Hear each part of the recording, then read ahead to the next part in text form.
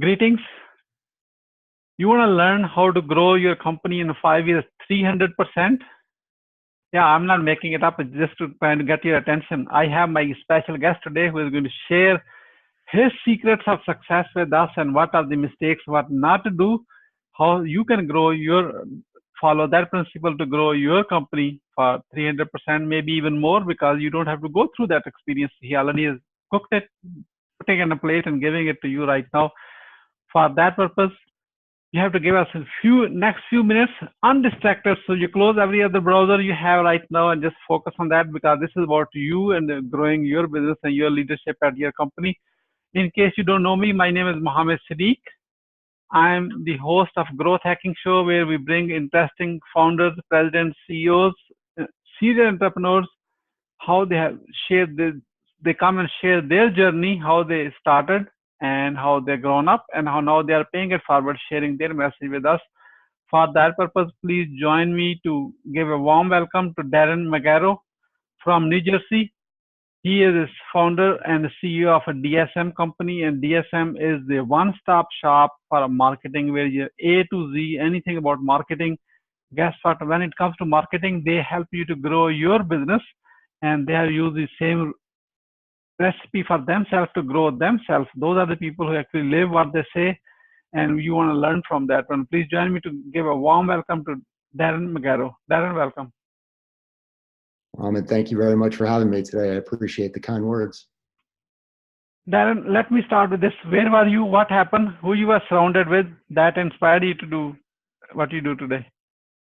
Very simply, I thought there was a better way to do it. I think that's the way most entrepreneurs usually find themselves starting their own business. There was a better way. I had left a large marketing agency in New York, came home for a better work-life balance back to New Jersey, and was at the company that I was at for about 6 months and just realized that there was a better way to do it. And I started without a business plan, without just a laptop and a front porch, and hit the ground running and just building relationships, both building internally with people that could complement my skill set, as well as just hustling to find clients. And 12 years later, here we are as a 16-person company. So it's been a fun journey. Wonderful, amazing. Thank you so much. So based on your experience of working on your own company and working with the clients, and here I want to hit you with a hard question. So what are the top 3 missteps to avoid to grow your business, so that way we don't do those mistakes? Top 3 missteps would be, I'm a firm believer in giving back to your community. If you are going to be a local business, small business, I think it's vitally important, building your reputation through giving back to the community. By not listening to your staff and the people that are around you, I think that is a first-class recipe for disaster. And the third is listening to your mentors, surrounding yourself with good people who have sort of been through the wars before you, and using them as a sounding board. I try to keep it pretty simple, and I think those are the 3 big missteps that I've tried to avoid. And I think if you kind of follow that blueprint, I think you'll be okay. Wonderful, that's amazing. Thank you so much for summing up in very short and concise and quick. Sure. So now we know your missteps to avoid. So what are your top 3 success secrets? Just give us the recipe of success secrets, 3 of them, just top 3 to grow your business. Passion, to love what you do, hard work. Very early on, you'll learn that if you're starting a business, especially the way I did from scratch, you'll realize that, and you have to put in the work in order to achieve the result you want. And just learning how to care both for your staff and building the relationships. Again, my biggest asset as a leader is understanding relationships. And I think if you can understand relationships, whether you're building a marketing practice or you're building a widget, whatever that is, if you can understand people and understand relationships, I think you will have a really, really good opportunity to be successful as an entrepreneur. Okay. So you mentioned about more focus on relationships. Tell us more.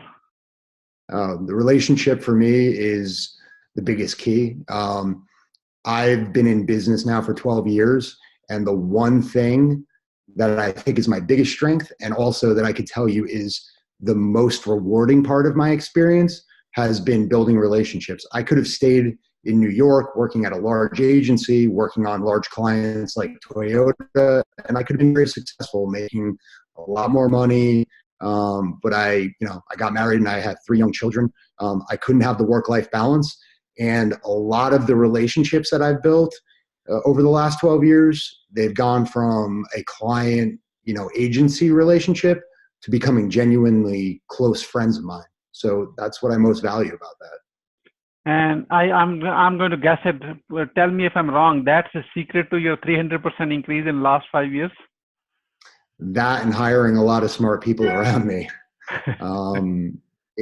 Understanding the biggest strength that I think that all entrepreneurs need is you can't be everything to everybody. As you grow and you begin to scale, you need to understand what you're good at and focus your energy there and build a team around you of folks that complement that skill set.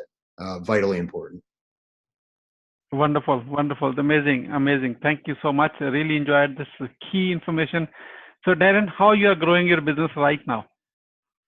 Right now, we're growing our business through basically at our core tenet of the agency is digital marketing. So we're big believers in organic content and search engine optimization.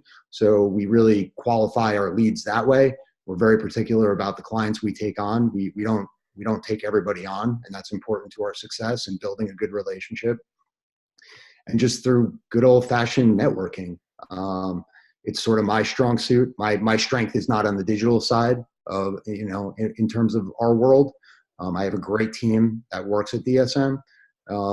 My goal and my sole purpose there is to continue fostering relationships in our community, both on an entrepreneurial side and on a community service side and a philanthropic side. I think both are really important. Wonderful. How Growth Hacking Show community can support you right now? If you're watching this webcast, go on, view our website, take a look at who we are. I love meeting new people, love learning about people's businesses. Go on, see what we're about, and just talk us up. I mean, that's really who we are. We're a group of people that passionately cares about what we do and how we do it. We've invested a lot of time in a really wonderful team that's very talented, and that's really it.